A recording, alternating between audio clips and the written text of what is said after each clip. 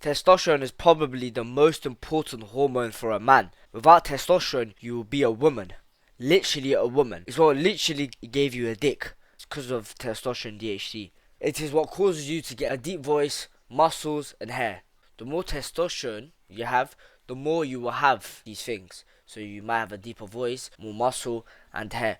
Obviously, there's genetics involved, but testosterone directly correlates with these things. If you have low testosterone, which you probably had in your life due to the modern society, diet, and other reasons, you would notice that you have no ambition, you would lose your sex drive, and even you would lose some muscle and you don't even know why when your routine's the same. So now you know how important it is to keep your testosterone at a healthy and high level. Estrogen is the same thing but for women.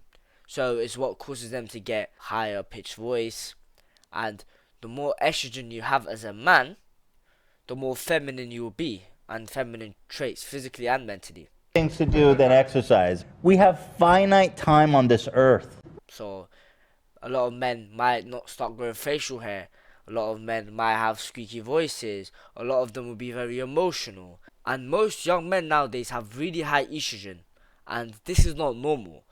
Men are meant to have a lot more testosterone than estrogen. But nowadays, that role is reversed. And there is a massive rise in gynecomastia, which is basically breast tissue under your nipple.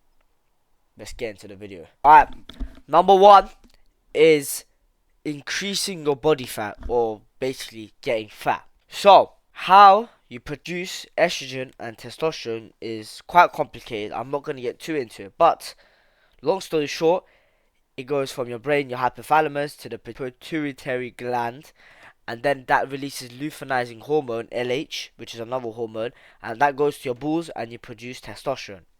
However, obviously you don't just produce testosterone, you produce DHT and estrogen. Before that testosterone in your blood actually binds to the androgen receptor, which makes it work. If you have a lot of testosterone in your blood and it doesn't bind to the androgen receptor, then there's no point. Right before it binds to the androgen receptor, some of that converts to DHT and estrogen. DHT is approximately about 10%. DHT is a very strong hormone, which is also very important. So do not try to lower DHT, even though there is balding stuff, but that's for another video.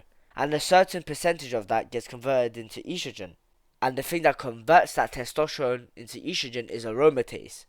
So we're trying to block aromatase as much as we can. When you increase your body fat, aromatase loves staying there. So all that excess fat you have a lot more estrogen. And I mean a lot. There was a study where there was obese teenage boys and they lost a lot of body fat and their testosterone doubled. And having a higher body fat will not only give you high estrogen, but it will also make it harder for you to gain muscle because now you have high estrogen.